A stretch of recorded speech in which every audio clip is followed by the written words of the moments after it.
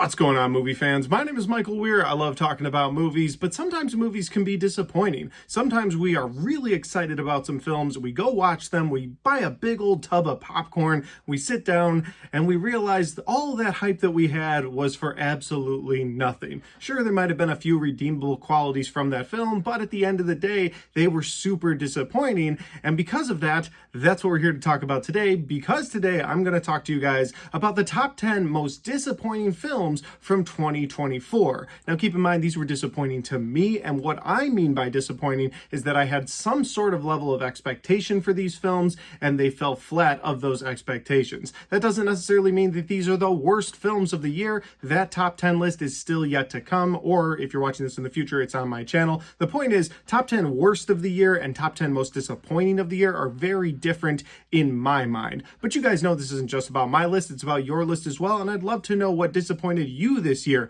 Maybe it was on a most anticipated list like I have, and you were like, oh, I want to see this so badly, and then it just fell flat for you. Maybe it was something that was in the works, in production for so long, and every time you looked at the slate of movies coming out, you were like, oh, I bet that's going to be good. That's why they're taking their time with it. There's a couple like that on my list, and so I'm just curious if you guys had that experience as well, and if you did, I'd love to know what you were excited about that fell flat and disappointed you guys in 2024, so drop that in the comment section down below. And finally, guys, if this is the first time you're finding my channel, I would love for you to hit that subscribe button. Maybe you loved ranked list videos like this. Well, I've got a lot of them, especially this time of year. Or maybe you like movie reviews, Blu-ray talk. I've got a bit of that on my channel as well. And I'd love for you to check out my channel and just be part of the conversation in the comment section down below. That's my favorite part about this, is going over movies with you guys in the comment section. So with that said, let's get into the top 10 most disappointing movies of 2024.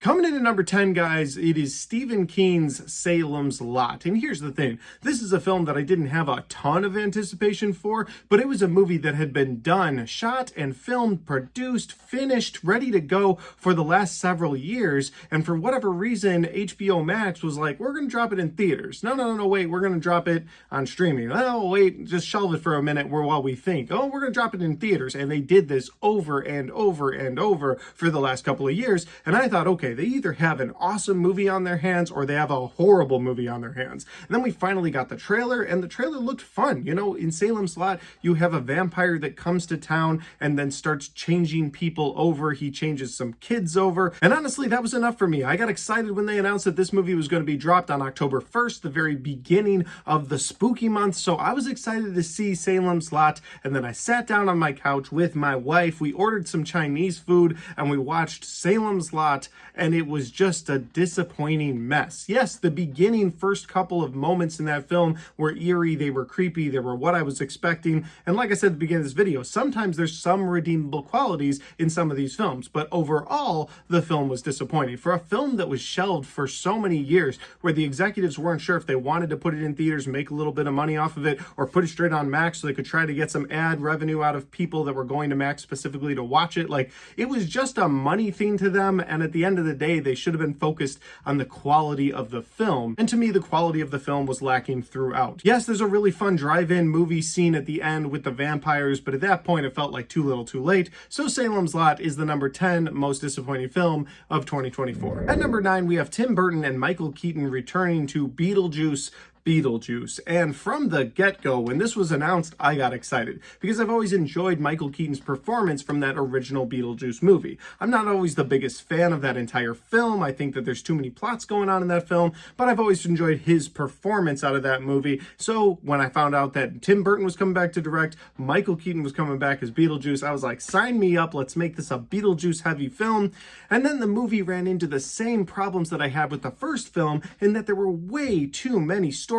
There was way too much going on. And by way too much going on, I mean that every character in this film, even if they were a dead character, had their own storyline, had their own story arc. And there was just too much crammed into this thing. I wish that Tim Burton had really focused in on one or two of the plots. Like, I liked the plot with Monica Bellucci being the scorned ex-lover of Beetlejuice from many centuries ago, coming back to try and get her revenge on him. You could have had that a very Beetlejuice-centered plot. But then on the other side of things, I also also like the Jenna Ortega storyline where she bumps into a neighborhood boy, and if you haven't seen the movie, I won't spoil it here, but there's a fun like horror angle to that storyline that I thought worked really well. And those two storylines could have kept my attention for an entire span of a film, and they could have really played into the different dark elements of both of those stories. Instead, you end up getting those two, and then every other character gets a story, and that was so disappointing. And my other big disappointment for this movie, another reason it's on this list, is that for whatever reason, Tim Burton thought it was smart to use Jeffrey Jones' image and likeness throughout this film. If you don't know, Jeffrey Jones is the dad from the first Beetlejuice movie, and sometime after the first Beetlejuice movie was made, Jeffrey Jones became a convicted sex offender. That's the best way I can put it. Hopefully YouTube doesn't squash this video because I used those words, but that's what he became. And so because of that, when I found out that he wasn't going to be in this movie, I was like, all right, let's go see the film.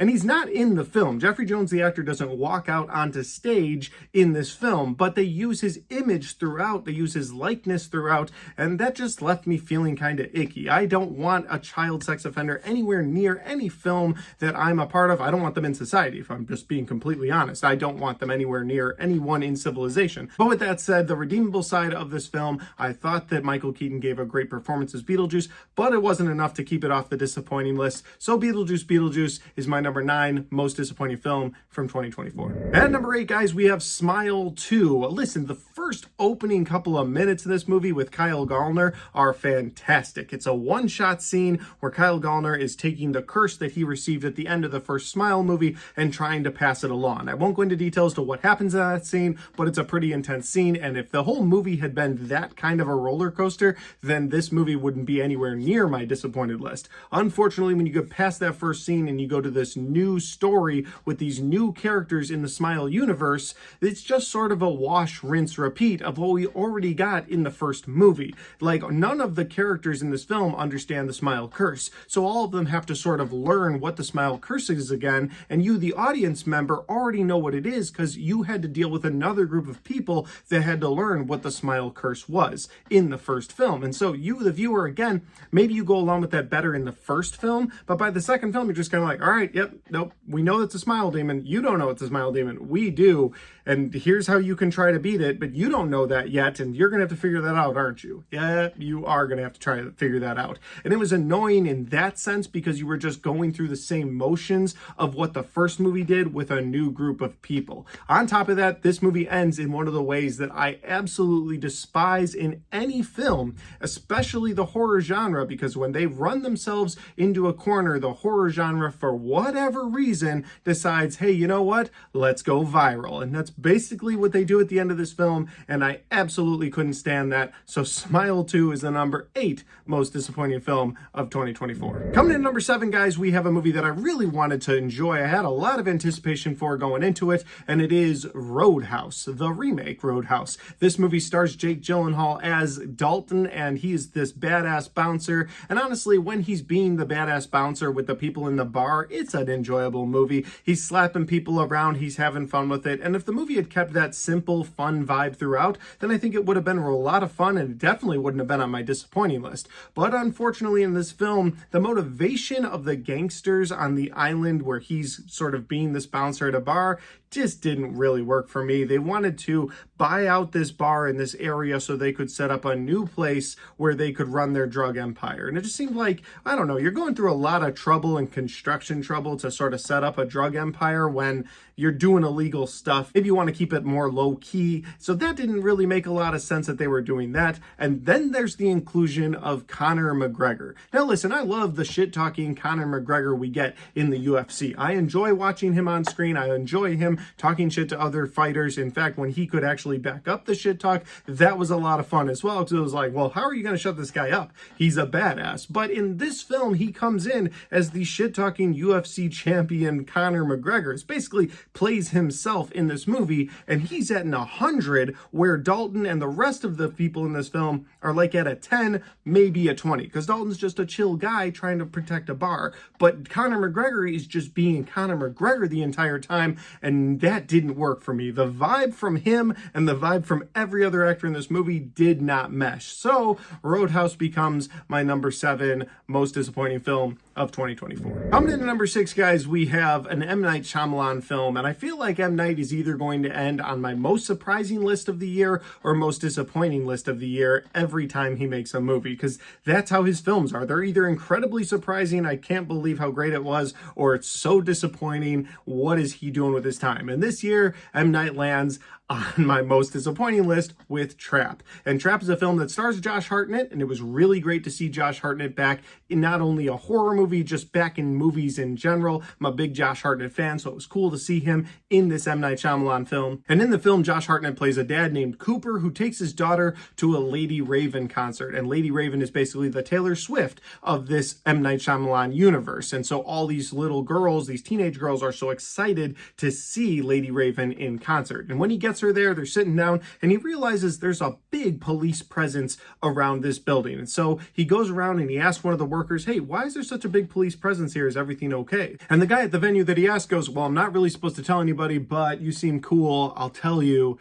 There's this serial killer known as the Butcher, and the police got tipped off that he was going to be here tonight. So this whole thing has been set up as a trap. And then you find out in the trailer that Cooper himself is the Butcher, and he's trying to keep this a secret. And now he has to find a way to get out of this trap concert venue. And to me, that sold me. I was so hyped watching the trailer for this film because, as you guys probably already know, M. Night Shyamalan does a great job of putting some sort of a twist in his film to really throw the viewer off. And so I thought, okay, if he's giving us this much up front, there's got to be a killer twist reveal in the third act. And so you watch this film, and the first act plays out just like the trailer says it's going to. The second act goes the way you think it's going to go, with him trying to find a way out of the venue. And then the third act goes completely downhill to the point where it seems like Cooper has superhero abilities. Like, he has vanishing abilities. He has the ability to get dressed into a different outfit really quick. He has the ability to just evade police in the most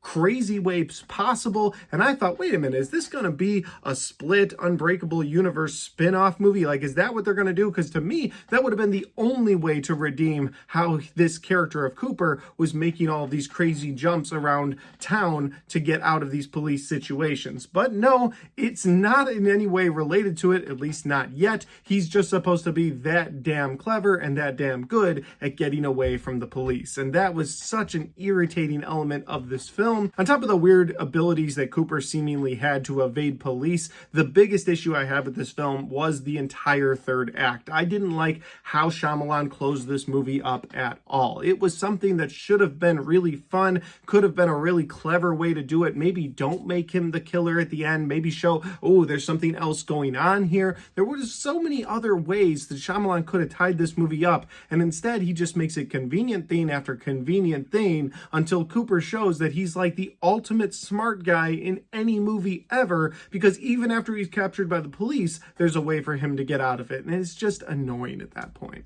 And that's why Trap is my number 6 most disappointing film of 2024. We've made it to the top 5 of the most disappointing films of 2024, and I will say this, all the movies we've already talked about, I feel like all of those, there was something in the back of my head going, this one might be disappointing. Just keep that in the back of your mind. This one might be disappointing. But the next 5 that we're about to talk about, these were truly disappointing for so many reasons. These were all movies that I was really holding out hope for, that they would be excellent. And at number 5, we have the film A Quiet Place Day One. Now, A Quiet Place is a great film, followed up by A Quiet Place 2, which is another great film. I think both of those are very well acted, very well directed. I love the direction. All of the characters went in both of those movies, and I was hungry for more. In fact, I'm still hungry for a third entry into the Quiet Place universe that isn't this A Quiet Place Day One. I'm looking forward to A Quiet Place Part 3 to see where Emily Blunt's character sort of ends up. And I'd love to see Cillian Murphy come back. I'd love to see John Krasinski direct that third film. But this movie, A Quiet Place Day One, was supposed to show the events from day one of the A Quiet Place universe. And honestly, that sold me. I was so hyped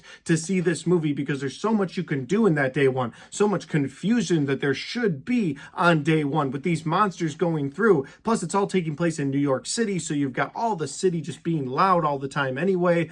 And what ends up happening in this film is very disappointing, because you do start off like any other day, all the loud noises in New York. They start this alien invasion, and almost immediately people realize if you're quiet, they won't be able to find you. Like, the lead character in this film gets knocked out at one point at the beginning, and she wakes up, and when she wakes up, somebody's near her and they're like, shh, don't say anything, shh, be quiet. You know what I mean? Like, trying to tell her to be quiet. That's fine. But then she's surrounded by like 50 other people that have all figured this out. And that doesn't make any sense. Like, you wouldn't know that fast. At the beginning of A Quiet Place Day 1, there's a newspaper that's shredding, that's sort of blowing through the wind, and it's like, be quiet. They won't be able to hear you or see you if you're quiet. And it's like, all right, that makes sense that it took some time for them to realize that. But no, in this movie, right off the bat after the invasion, you have people that are like, okay, all we gotta do is be quiet. And it's like, hey, you should have no idea that all you need to do is be quiet from these monsters. And the other issue I had was that this didn't tie in any way to those other A Quiet Place movies,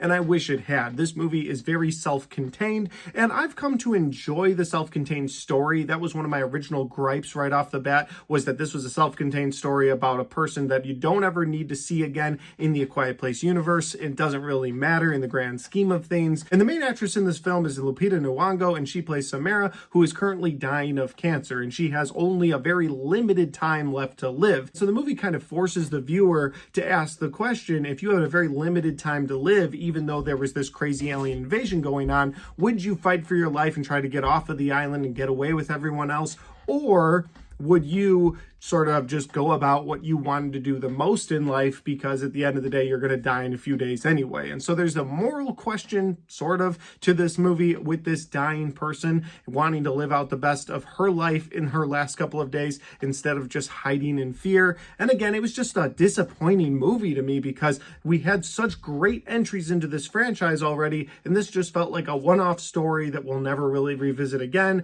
and we can move on to A Quiet Place 3. Now, maybe I'm wrong. Maybe there's some other characters that we saw in this film that are going to show up in A Quiet Place 3, and so it'll all be connected down the line. But as of right now, it was disappointing, because it was just a one-off story in this universe that gave us no more about these aliens that were invading. Like, there was no extra lore built into this film about those aliens, and if nothing else, that's what we should have gotten. Like, if you want to tell a one-off story, fine, but at least give the viewers a little bit more about these monsters from this universe. But instead, they give you absolutely nothing, except for one scene where the monsters are sort of eating something out of an egg.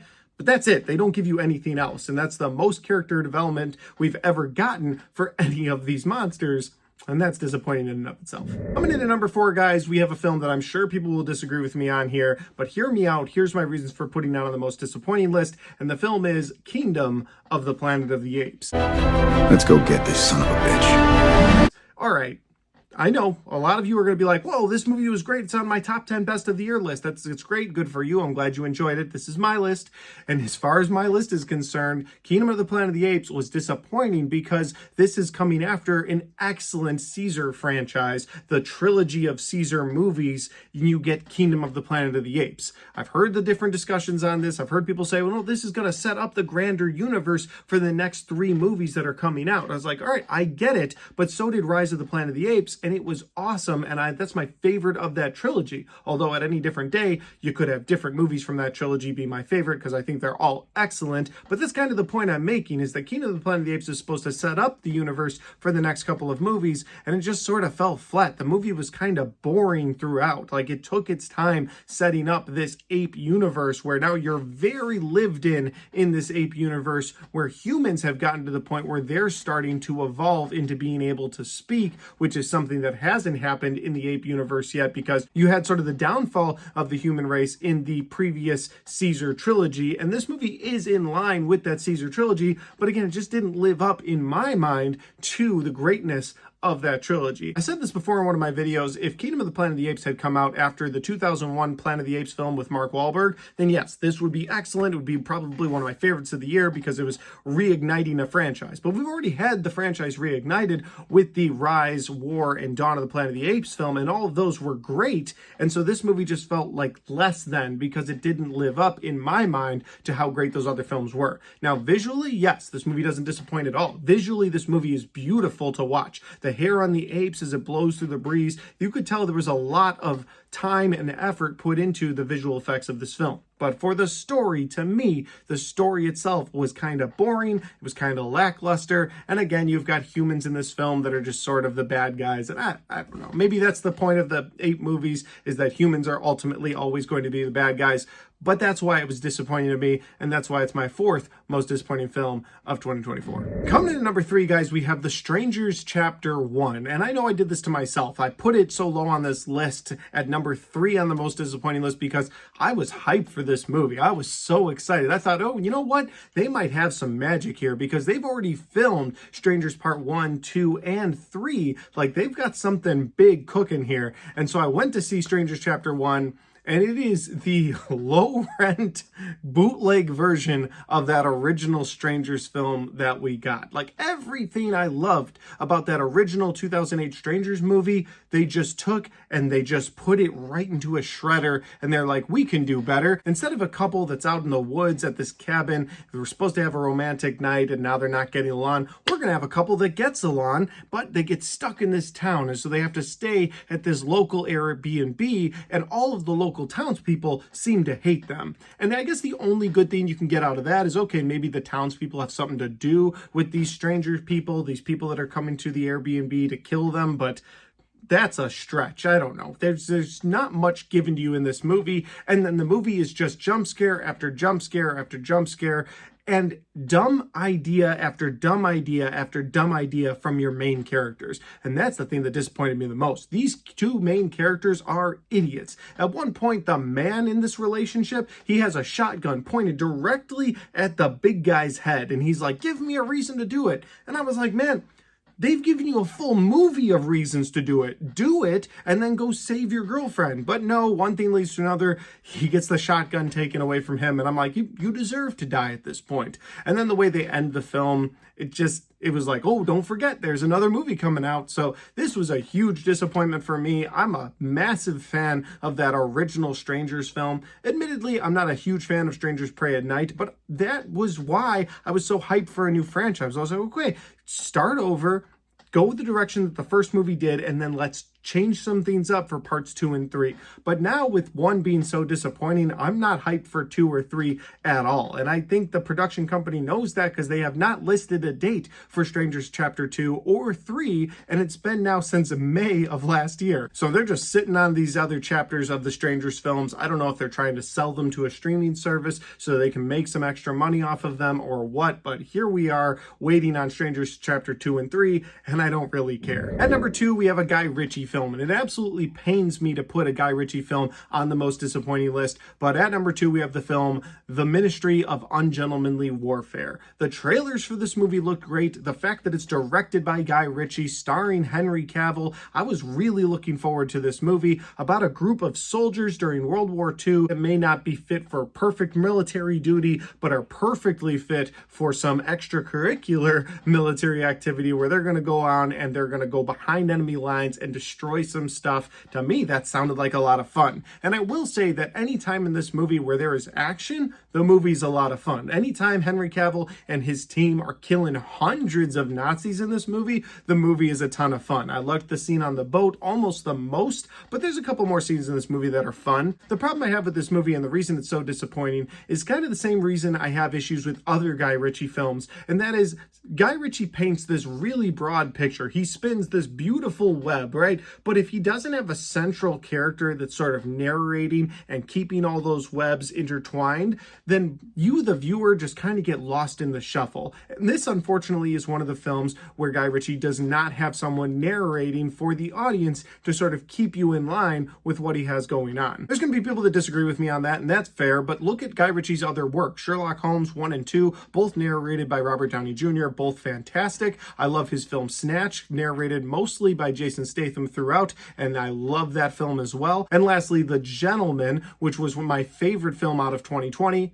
I know a lot didn't come out that year, but it really is a fantastic movie, and it's mostly narrated by Matthew McConaughey. And I feel like anytime Guy Ritchie has a character guiding the audience through his film, you have such a better time with it. But you have other movies in Guy Ritchie's franchise that match my issues with this film, like Wrath of Man or Operation Fortune, where they're just straightforward action films, and that's what this movie is, and you don't have somebody guiding you through, and I feel like that's a style that I need to really enjoy a Guy Ritchie film. On top of those issues that I had with Guy Ritchie's format of telling the story, I also didn't like the side plots that they had going on in this movie. You had a whole side plot in this film with Cary Elwes sending in a guy and a girl who were spies into enemy territory, and then both of them gets captured, and you're just kind of like going through the motions with them. You're not really enjoying the movie at that point. And so that's kind of how I feel. Anytime there's action in this movie, it's awesome. I absolutely love it. But as far as the story goes, the story was incredibly weak. I didn't feel as the audience member that I was really being kept up with events, and that was disappointing. And again, the side quest in this film just made it disappointing. And it's too bad because I really like Guy Ritchie and I'm looking forward to whatever he does next. And the final most disappointing film of 2024, if you've been keeping up with my channel, you might know what I'm about to say.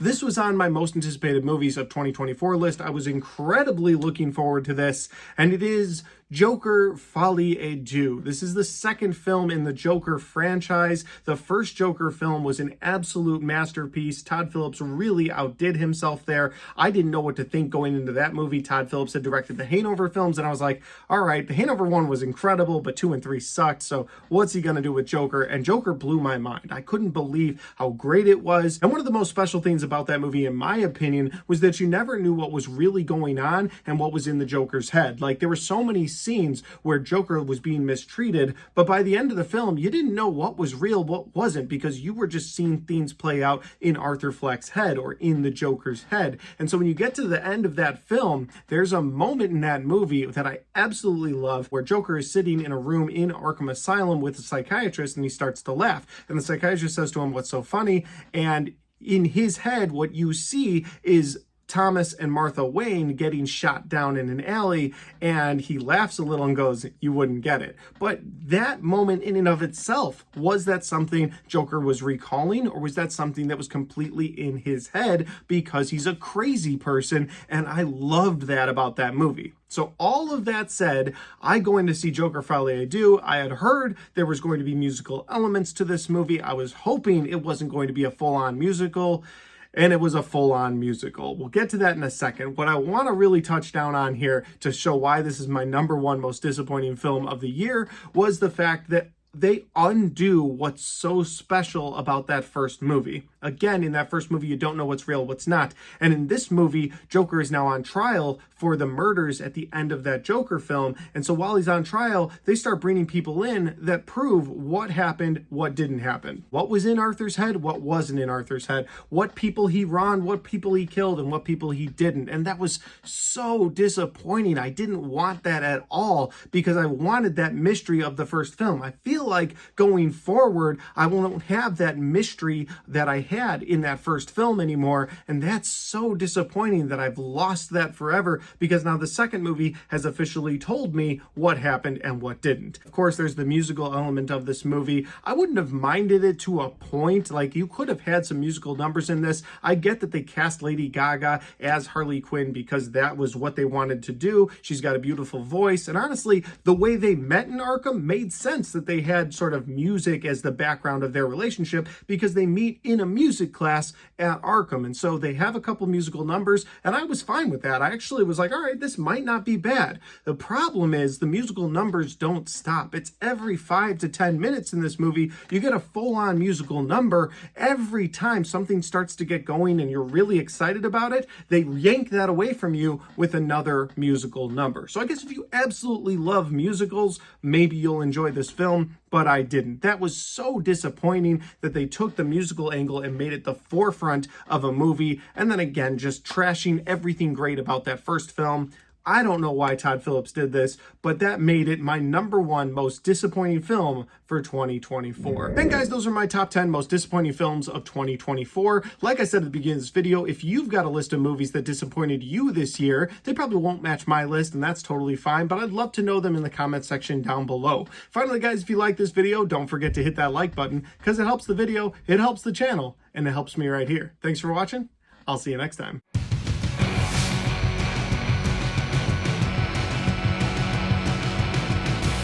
All right, guys, we got to the end of my top 10 most disappointing films of 2024. Be on the lookout on my channel for my top 10 most surprising movies of 2024. Those are movies I didn't have a lot of hope for, but ended up really enjoying. That list will be out soon. And in the meantime, guys, if you want to check out any other content on my channel, well, I've got all of my best and worst of 2024 right there. And I've got all of my 2024 movie reviews right there.